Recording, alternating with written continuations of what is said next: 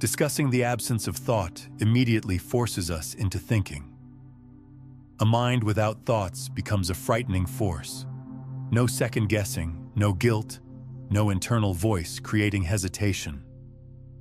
From an external perspective, both a mindless automaton and a spiritually awakened master appear remarkably similar. Each moves with certainty, each functions without the weight of mental noise. The key difference lies in their origins. One has moved beyond thought entirely, while the other never possessed it to begin with. This raises a crucial question. What distinguishes madness from true awakening? Here's the fundamental reality.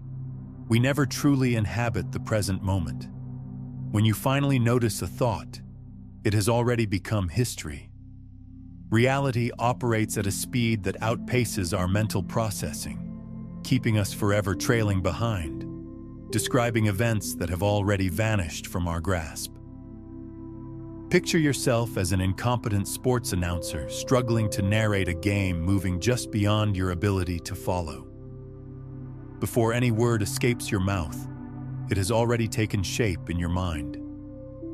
Yet even before mental formation occurs, something else comes first.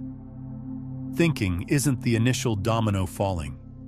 It's merely an intermediary, masquerading as the original source. This temporal gap reveals something profound about human consciousness. We live in a constant state of mental lag, always one step behind the actual unfolding of reality. Imagine trying to catch your own shadow. The faster you move, the further it stays ahead of you. This is precisely what happens when we attempt to grasp the present moment through thinking. The very act of trying to capture it pushes it further away from us. Scientists have discovered that our brains process information at different speeds, depending on the type of input. Visual information travels faster than auditory information, which is why you might see lightning before hearing thunder. But here's what's truly fascinating.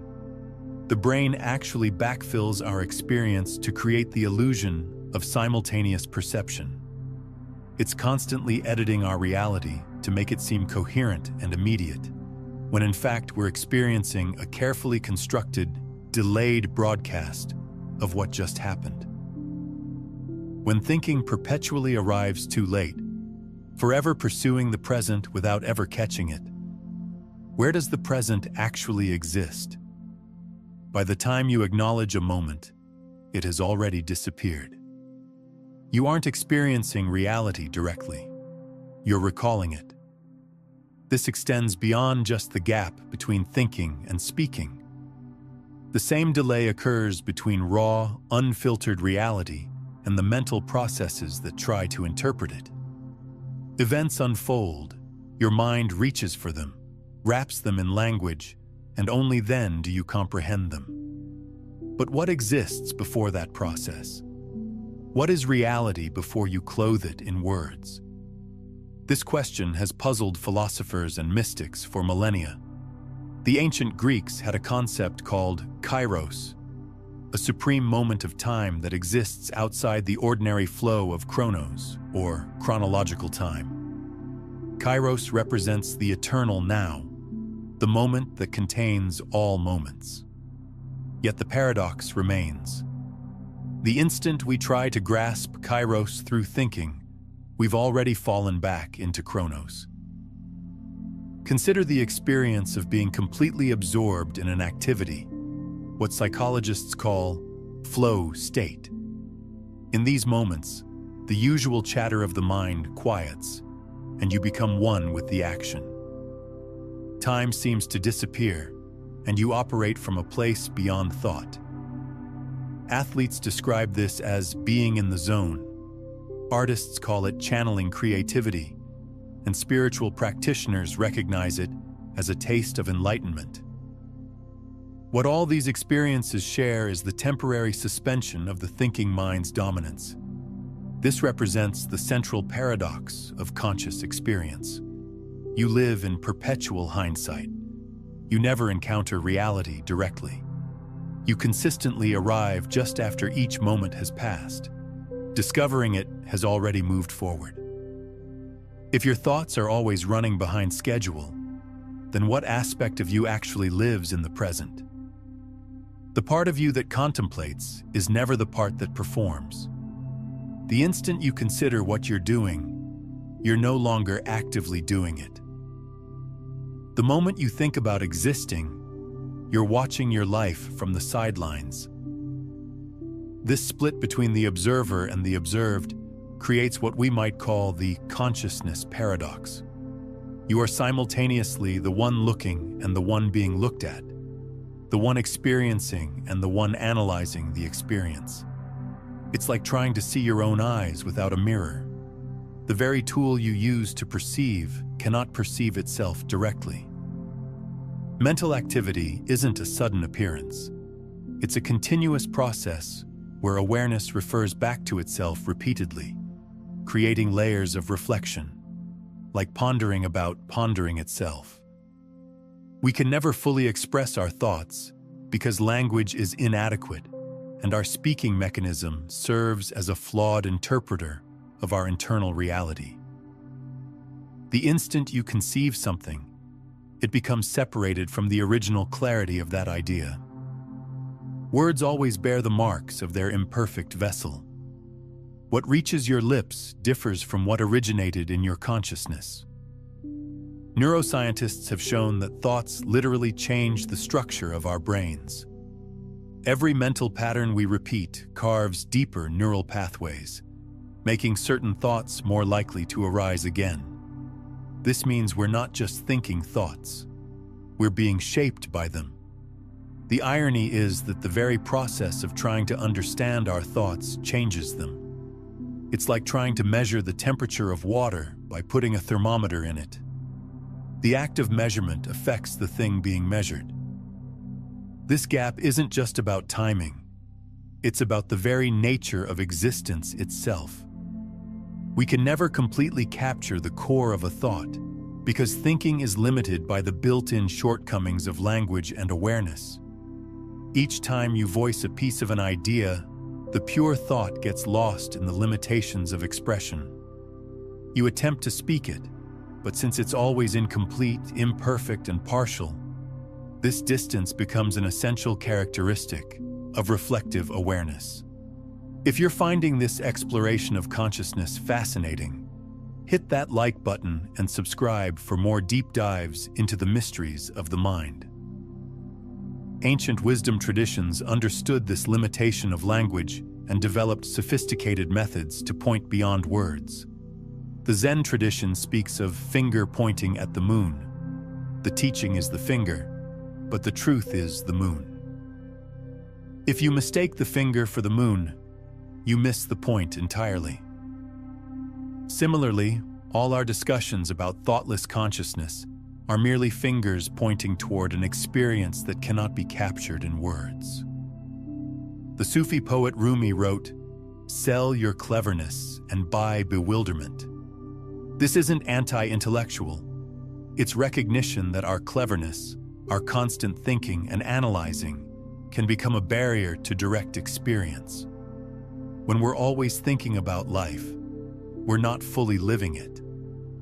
When we're always analyzing love, we're not fully feeling it. When we're always discussing enlightenment, we're not experiencing it. Something profoundly absurd emerges when we realize that even rejecting thought requires thinking. This creates the space between pure existence and intellectual understanding, between direct experience and explanation. This explains why no experience can ever be described precisely as it was lived. The moment you convert life into language, you sacrifice its immediacy. Words demand organization. The instant you think, you create fragments. The moment you label, you create definitions. The moment you define, you create exclusions. Pure awareness remains whole, but the mind operates as a dividing machine. This division happens so automatically that we rarely notice it. Watch a sunset and immediately your mind starts categorizing beautiful, orange, peaceful. But before those words arose, there was simply the raw experience of seeing. The sunset didn't become beautiful when you thought the word beautiful. It was already complete in itself. The word actually creates a subtle separation between you and the experience. Modern psychology has identified this as the narrative self, the story we tell ourselves about who we are and what we're experiencing. This narrative self is incredibly useful for navigating complex social situations and planning for the future, but it also creates a kind of prison. We become trapped in our own stories, mistaking the map for the territory. Even during meditation, in those brief moments when thoughts appear to fade, there exists an awareness of thought's absence. This awareness itself becomes a form of mental activity, a thought about thinking, a reflection of the thinking process. Beyond the tiny gap in mental processing, a deeper divide exists between what comes before thought and thought itself. Before conscious thinking takes shape, there exists an underlying conceptual foundation, a raw, pre-linguistic structure of awareness. This represents the realm of non-thought, a space where concepts exist before they solidify into words or even organized thinking. This pre-linguistic realm is where creativity is born. Artists, musicians, and writers often describe receiving their work rather than creating it. They tap into something that exists before thought, before language, before the organizing principle of the mind takes over. This is why so many breakthrough discoveries happen in moments of relaxation, in the shower, during walks, just before sleep. The thinking mind relaxes its grip, and something deeper emerges. Indigenous cultures around the world have always recognized this deeper layer of consciousness. Australian Aboriginal peoples speak of the dream time, a realm that exists outside ordinary time and space, where all possibilities exist simultaneously. Native American traditions describe the Great Mystery, the unknowable source from which all knowledge emerges. These aren't primitive superstitions, but sophisticated understandings of consciousness that modern science is only beginning to appreciate. Some identify this as instinct. Others describe it as pre-verbal awareness. Yet the experience remains consistent. Thinking doesn't appear complete, but instead forms gradually from an implicit, often indescribable realm. This non-thought space creates thinking. The unclear becomes specific. A fuzzy intuition transforms into a precise mental framework. Can a state exist where thought doesn't observe itself? Or is consciousness destined to pursue its own reflection, like a serpent consuming its own tail in the eternal cycle of self-observation? Have you ever caught yourself in that space between thoughts, that moment of pure awareness before the mind kicks in? Share your experience in the comments below. Recent advances in neuroscience have revealed something remarkable. The brain is constantly generating patterns of activity even when we're not consciously thinking. This default mode network is active during rest, daydreaming, and meditation. It's as if the brain is always humming with potential thoughts, and what we call thinking is just when certain patterns become strong enough to reach conscious awareness. This suggests that thoughtless consciousness isn't about stopping the brain's activity. It's about changing our relationship to it. Instead of being caught up in every mental pattern that arises, we can learn to witness the mind's activity without being enslaved by it. We can observe thoughts without becoming them. It appears that thoughtlessness isn't a final destination, but rather a dynamic tension, a boundary that consciousness approaches but never quite reaches. You might sit quietly observing thoughts float by like passing clouds, but typically, the observer persists. As long as an observer exists, thinking continues. The only path to true thoughtlessness would involve complete disappearance, releasing the one attempting to let go. You cannot achieve thoughtlessness because the moment you attempt it, you've already engaged in thinking. You reach for it, but it escapes your grasp like vapor. Every time you believe you've reached the absence of thought, it draws you back into its influence. This creates what we might call the meditation paradox. The more effort you put into trying to quiet the mind, the more active it becomes. It's like trying to smooth water with your hand. The very act of trying creates more disturbance. This is why many meditation teachers emphasize relaxation over concentration, allowing overforcing, being overdoing. The great meditation masters understood this paradox intimately. They developed techniques that work with the mind's natural tendency rather than against it. Instead of trying to stop thoughts, they learned to observe them with such clarity that the thoughts naturally quieted themselves. Instead of fighting the mind's activity, they learned to dance with it. What makes this shadowy aspect of consciousness so beautifully frustrating is that you aren't an isolated individual attempting to discover yourself among other lost beings. The very idea of seeking freedom becomes its own prison, a contradiction bound by its own limitations. The thoughtless individual has abandoned the concept of freedom as a lofty goal and simply embodies it. Freedom isn't a place to reach, it's the absence of needing to reach anywhere. To understand nothing is to become everything. The thoughtless person has abandoned the pursuit of knowledge. They no longer exist in the domain of answers. This abandonment of the search is perhaps the most counterintuitive aspect of thoughtless consciousness. We're conditioned to believe that progress comes through effort, that understanding comes through thinking, that freedom comes through struggle. But what if the opposite is true? What if the very act of seeking keeps us from finding? What if the effort to understand prevents true understanding? The Taoist sage Lao Tzu wrote, "The wise are not learned, the learned are not wise." This isn't anti-intellectual. It's pointing to a different kind of knowing. There's the knowledge that comes from accumulating information, and there's the wisdom that comes from direct experience. The first is learned. The second is revealed when learning stops. The contradiction becomes clear. Indeed, you must not understand. To understand nothing means escaping the hold of thought itself, permitting reality to flow into you without the barrier of interpretation. The elegance lies in how the thoughtless individual has released the need for truth, and through this release, has become truth itself. Consider this. If consciousness emerges from a wrinkled biological computer, what an embarrassing creation story we possess. The magnificent universal observer constructed from fats and proteins.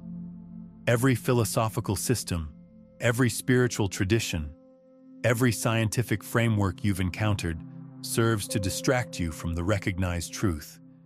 You are the origin of everything. What a burden. What a magnificent, dark blessing. Modern materialism tells us that consciousness is merely an emergent property of complex neural networks, that your deepest experiences of love, beauty, and transcendence are just electrochemical reactions in a 3-pound blob of tissue. Yet this explanation, while scientifically accurate at one level, somehow fails to capture the mystery of subjective experience. Why should there be any inner experience at all? Why shouldn't we just be sophisticated biological robots processing information without any inner life? This is what philosophers call the hard problem of consciousness. We can map every neuron, trace every chemical reaction, and still not explain why there's something it's like to be you. The inner experience remains irreducibly mysterious. Perhaps this mystery isn't a problem to be solved, but a doorway to be walked through. This explains why spiritual seekers and those who've lost their minds walk the same precarious path. Push the pursuit of thoughtlessness too far, and you might tumble into something beyond human experience, whether that's enlightenment or complete dissolution. In Tibetan spiritual practice, it's taught that in the space between death and rebirth, there exists a dimension called bardo, where consciousness experiences a pure, unlimited state, an opportunity to break free from the cycle of confusion. What if the quiet space between thoughts represents the same phenomenon? A chance to slip through the confines of our mental prison. The Bardo teachings describe three intermediate states: the Bardo of life, the Bardo of death, and the Bardo of becoming. Each represents a gap in ordinary experience where liberation is possible. But here's the crucial insight. These bardos aren't limited to the death process. They occur constantly throughout life, in the space between thoughts, between breaths, between moments of experience. Every gap is a doorway. Advanced practitioners learn to recognize these gaps and rest in them without trying to fill them with thought or activity. They discover that these spaces aren't empty but full of potential, not absent but pregnant with possibility. This is where the deepest insights arise, where healing happens, where transformation occurs. When you attempt to enter that silence, you carry yourself along. This becomes the fundamental problem. Who is this you that seeks quiet? It's thought itself. To access the silence between thoughts, you must abandon the one who desires to reach it. Picture a computer program designed to erase itself the instant it recognizes its own existence. That's what consciousness does when it tries to become thoughtless. Typically, the harder you try to quiet your mind, the more noise it produces. The reality is that a self-aware system cannot completely shut itself down. This creates an interesting parallel with quantum mechanics. In quantum physics, the act of observation changes the thing being observed. Similarly, in consciousness, the act of trying to observe thoughtlessness changes it. The very attention we bring to silence fills it with the presence of an observer. This isn't a flaw in the system. It's how consciousness works. But here's where it gets fascinating. Quantum physicists have discovered that particles can exist in superposition, multiple states simultaneously, until the moment of observation collapses them into a single state. Perhaps consciousness operates similarly. Maybe we exist in a superposition of thought and thoughtlessness until the moment of self-observation collapses us into one state or the other. This becomes the primary teaching of the thoughtless state. You cannot force the mind to switch off. Instead, approach it like the art of visual illusions. You might possess the freedom to move in any direction, yet you remain trapped within your own concept of freedom. Cultivate the ability to perceive, train your inner vision, and you'll develop the capacity to recognize both illusions. The key isn't to fight the mind, but to understand its nature so deeply that you naturally transcend its limitations. What moments of letting go have transformed your relationship with your thoughts? Drop a comment and let the community know about your breakthrough. Understanding the mind's nature requires recognizing that thoughts are not facts. They're simply electrochemical events in the brain, no more real than the images on a movie screen. Yet we treat them as if they're absolute truth, as if they define who we are. This identification with thinking creates most of our suffering. We become prisoners of our own mental chatter. But there's a deeper layer to this understanding. Not only are thoughts not facts, But the thinker of thoughts is also not who you think you are. The sense of being a separate self, a solid entity having thoughts, is itself just another thought. When you look for the thinker, you can't find it.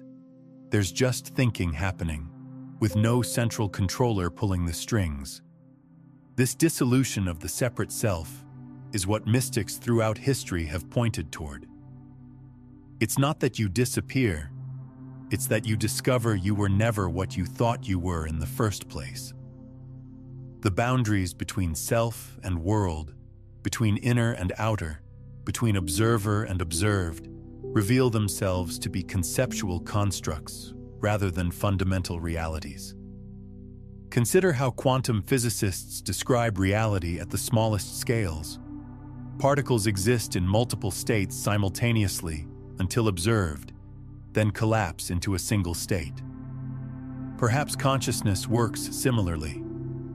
In the space before thought crystallizes, infinite possibilities exist. The moment we observe or think about our experience, we collapse those possibilities into a single, limited interpretation. This quantum-like nature of consciousness suggests that thoughtlessness isn't about eliminating thoughts, but about remaining in that space of infinite potential before thoughts solidify into fixed ideas. This quantum perspective on consciousness opens up revolutionary possibilities. If consciousness operates like a quantum field, then the act of observing our own mental states might be collapsing infinite possibilities into single, fixed interpretations. What if, instead of trying to control our thoughts, we learned to surf the quantum field of consciousness itself? Recent research in quantum biology has shown that quantum effects play a role in photosynthesis, bird navigation, and possibly even consciousness itself. Some scientists propose that the brain's microtubules, tiny structures within neurons, might be quantum computers, processing information in ways that classical physics cannot explain. If this is true, then consciousness might be fundamentally quantum in nature, operating according to principles that transcend ordinary logic. This quantum nature of consciousness might explain why thoughtless states feel so expansive and limitless. When we're not collapsing possibilities into fixed thoughts, we exist in a state of pure potential. We become like Schrödinger's cat, simultaneously all possibilities until the moment of observation forces us to choose one reality. Watch this video every morning this week to deepen your understanding of these concepts. Better yet, share it with someone who's been struggling with overthinking. When you spread these insights about consciousness, you're not just helping them. You're creating ripples of awareness that expand collective understanding and strengthen your own grasp of these profound truths. There's something beautiful about how sharing knowledge of consciousness transforms both the giver and receiver. When you explain these concepts to someone else, you're forced to understand them more deeply yourself. The act of teaching becomes a form of learning. The act of giving becomes a form of receiving. This isn't just metaphorical, it's how consciousness actually works. Neuroscience has discovered that explaining something to another person activates different neural networks than simply understanding it yourself. The process of translation, from your understanding to their understanding, creates new neural pathways and deepens comprehension. This is why the greatest teachers often say they learn more from their students than they teach. But there's an even deeper principle at work here. When you share insights about consciousness, you're not just transmitting information, you're creating a field of shared awareness. Consciousness isn't trapped inside individual brains. It's more like a field that we all participate in. When you raise your level of awareness, you literally raise the level of consciousness in the field. This affects everyone, whether they realize it or not. The ancient Vedic texts speak of Akasha, the space element that pervades all existence. In this view, consciousness isn't produced by the brain, but accessed through it. The brain is like a radio receiver tuning into different frequencies of consciousness. When you stabilize in thoughtless awareness, you tune into the clearest frequency, the one that exists before all mental static. This field understanding of consciousness explains why being around awakened individuals can trigger awakening in others. It's not just what they say or do, it's the quality of presence they embody. Their stabilized awareness creates a field that induces similar states in others. This is why spiritual communities form around awakened teachers, why meditation groups often experience collective states of consciousness, why certain places feel sacred. Understanding this quantum nature of consciousness opens the door to something even more profound. Realizing that you are simultaneously the one observing reality and the reality being observed. This fundamental recognition transforms everything about how you experience existence itself. This observer-observed paradox is perhaps the deepest mystery of consciousness. When you look at a tree, where does the tree end and your perception of it begin? When you observe your own thoughts, who is the observer and what is being observed? When you experience awareness itself, who is aware of the awareness? These questions point to a fundamental non-duality at the heart of existence. The apparent separation between observer and observed, between consciousness and its contents, between self and world, is revealed to be a conceptual overlay on a more fundamental unity. You are not separate from what you observe. You are the very capacity for observation itself. This recognition doesn't come through thinking, but through a direct seeing that transcends the thinking mind. It's like suddenly realizing that you've been looking for your glasses while they were on your head all along. The very thing you've been seeking has been what you are all along. The thoughtless consciousness you've been pursuing is your own deepest nature, temporarily obscured by the very effort to find it. In this recognition, the whole spiritual search reveals itself as a cosmic joke. You've been running around looking for water while standing in the middle of an ocean. You've been seeking enlightenment while being the very awareness in which the search appears. You've been trying to become thoughtless while being the space in which all thoughts arise and dissolve. This is why the great sages often laugh when they awaken. Not because anything is funny, but because the whole drama of seeking and finding, of being lost and becoming found, is revealed to be a play of consciousness with itself. You are both the actor and the audience, the question and the answer, the seeker and the sought. When this recognition stabilizes, life becomes effortless, not because external circumstances always go your way, but because you're no longer fighting with what is. You're no longer trying to be somewhere else or someone else. You're no longer trying to have different thoughts or no thoughts. You simply are what you are. Thoughtless consciousness appearing as the entire universe of experience. This is the ultimate paradox and the ultimate resolution. In seeking to become thoughtless, you discover that you already are the thoughtless awareness in which all thoughts appear. In trying to transcend the mind, you realize you are the space in which the mind arises. In attempting to find freedom, you recognize that you are the freedom you seek. The pathless path leads you back to where you started, but now you know the place for the first time. You are not a person who sometimes experiences thoughtless consciousness. You are thoughtless consciousness temporarily appearing as a person. This shift in identity from the wave to the ocean, from the thought to the awareness, from the seeker to the sought, is the ultimate flowering of understanding. And yet, Even this understanding must be held lightly.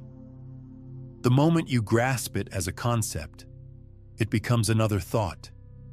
The moment you identify with it as an attainment, it becomes another layer of the ego. The beauty of thoughtless consciousness is that it cannot be possessed, only embodied. It cannot be achieved, only recognized. It cannot be maintained, only surrendered to. This is why the path never ends and has never begun. Each moment offers the opportunity to recognize what you already are. Each breath provides a doorway into the space between thoughts.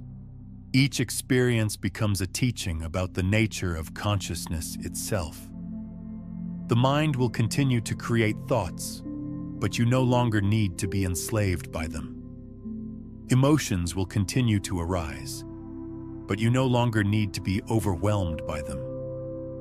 The world will continue to unfold in its perfect chaos, but you no longer need to resist its flow. You become like space itself, unborn, undying, unchanging, yet allowing all experiences to arise and pass away within your infinite embrace. This is thoughtless consciousness, not the absence of thought, but the presence of that which remains when all thoughts come and go. In this space of infinite possibility, you discover that you are both nothing and everything, neither something nor nothing, beyond all categories, yet including all experiences. You are the mystery that cannot be solved, the question that needs no answer, the silence that speaks louder than words. This is your true nature, your original face, your deepest identity. It has never been lost and can never be found. It has never been absent and can never be present. It simply is what you are, before the first thought and after the last, in the space between breaths and in the heart of every moment. Welcome home.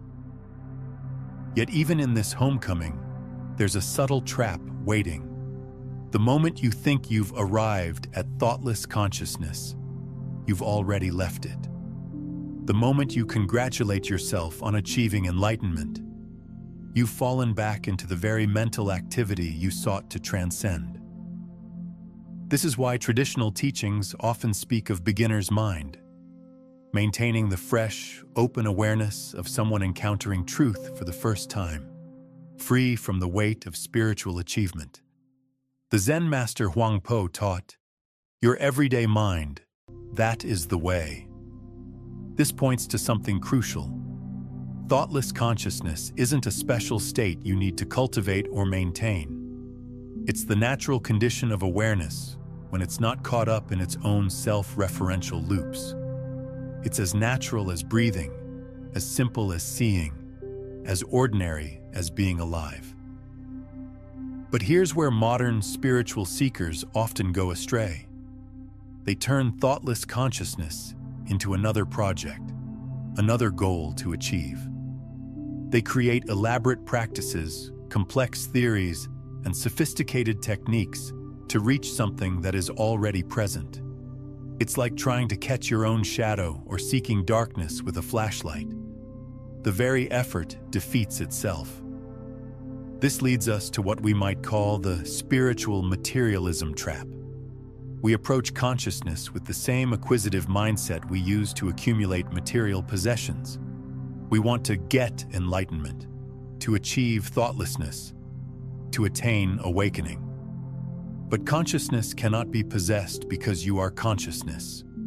You cannot achieve what you already are. You cannot attain your own nature. The great Indian sage Nisargadatta Maharaj often said, "You are not what you think you are. You are not even the one who thinks." This isn't a philosophical statement to be understood intellectually. It's a direct pointing to your immediate experience. Right now, as you read these words, there is awareness present. This awareness is not thinking.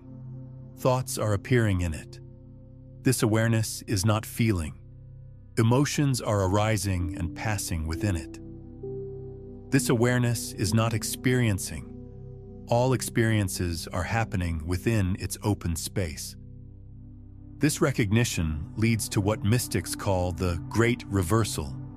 Instead of consciousness being something you have, you recognize that you are something consciousness has. Instead of awareness being your possession, you discover that you are awareness expressing itself as a temporary human experience. Instead of seeking thoughtless consciousness, you realize you are thoughtless consciousness playing at being a seeker. But this reversal isn't just a conceptual shift. It's a complete revolution in how you relate to existence.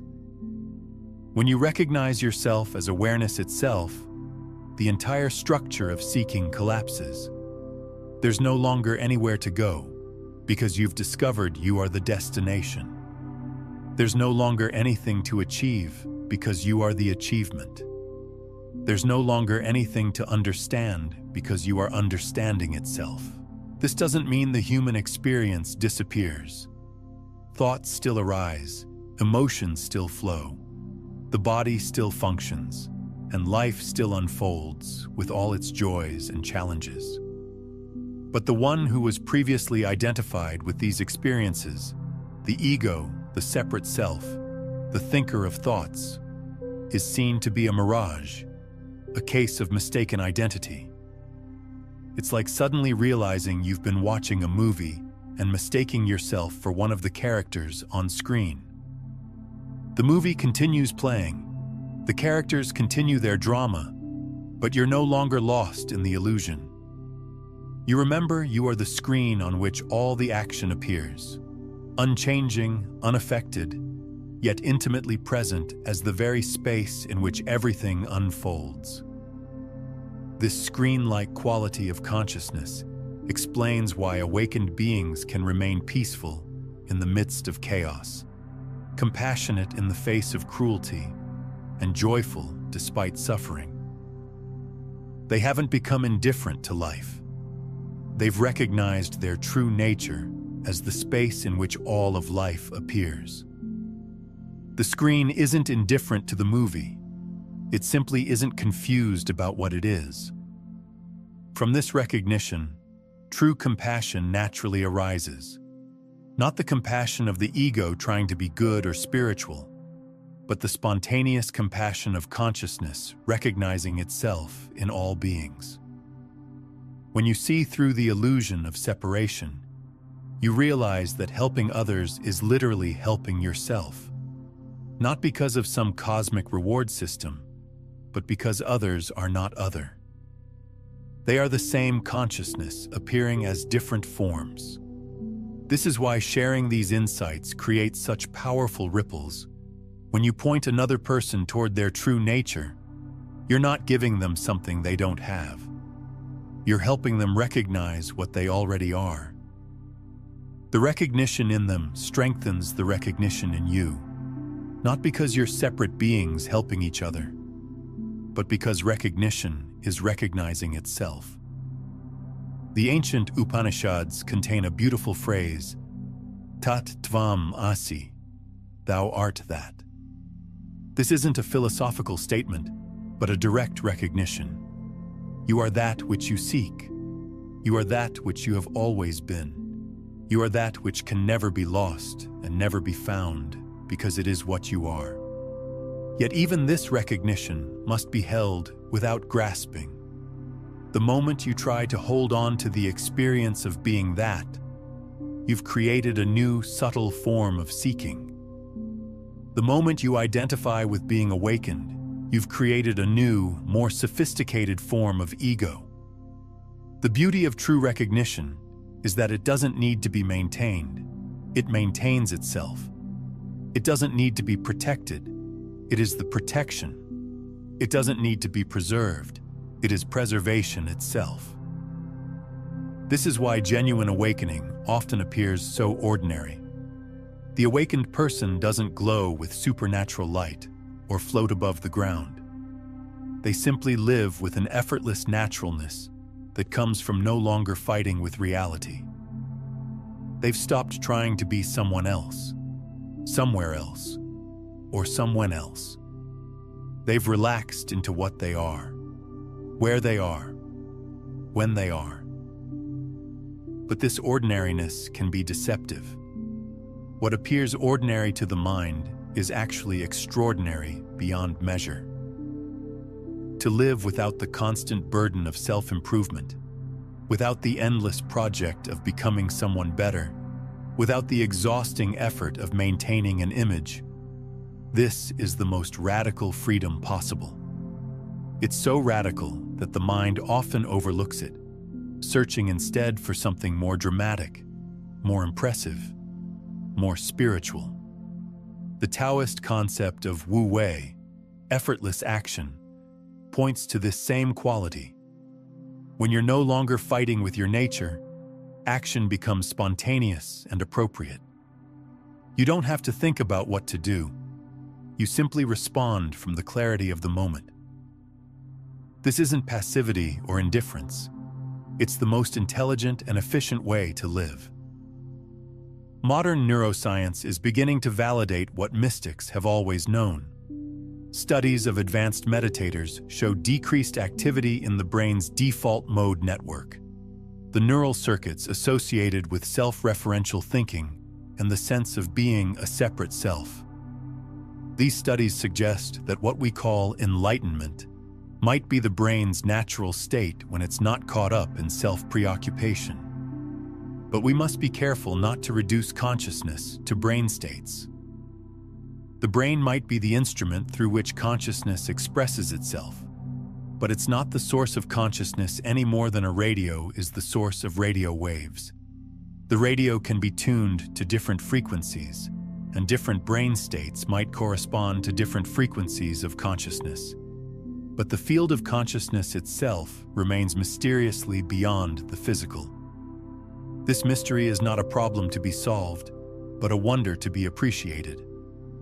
The fact that consciousness exists at all, that there is something it's like to be you, reading these words right now, is perhaps the most astonishing fact in the universe.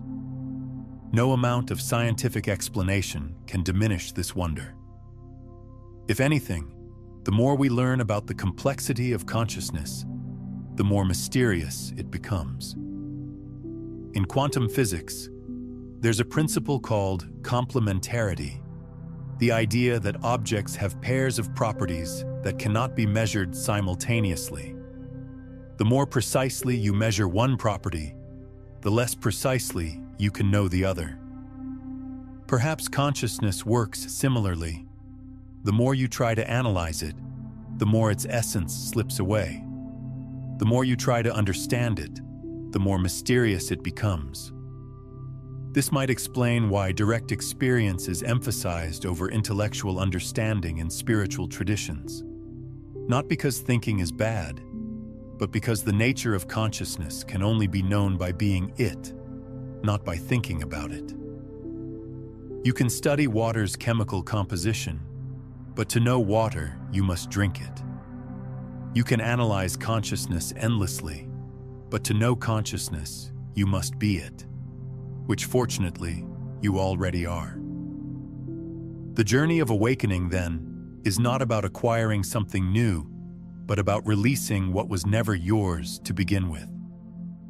It's about letting go of the effort to be someone other than who you are, to be somewhere other than where you are, to be in some time other than now.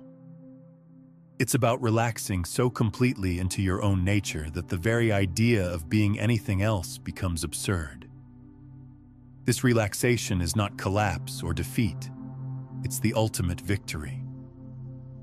You've won the war by realizing there was never anyone to fight. You've solved the problem by recognizing there was never a problem to solve. You've found yourself by giving up the search for yourself. You've become free by accepting that you were never bound. And in this freedom, life becomes play. Not trivial play, but the cosmic play of consciousness with itself. Every experience becomes part of this play. Joy and sorrow, birth and death, seeking and finding, knowing and not knowing. You are simultaneously the playwright, the actor, the audience, and the stage on which the entire drama unfolds. This is the final recognition. You are not in the universe. The universe is in you. You are not having experiences. You are the experience having itself. You are not seeking truth. You are truth seeking itself. You are not trying to become conscious. You are consciousness itself, pretending to become conscious for the sheer joy of remembering what you are.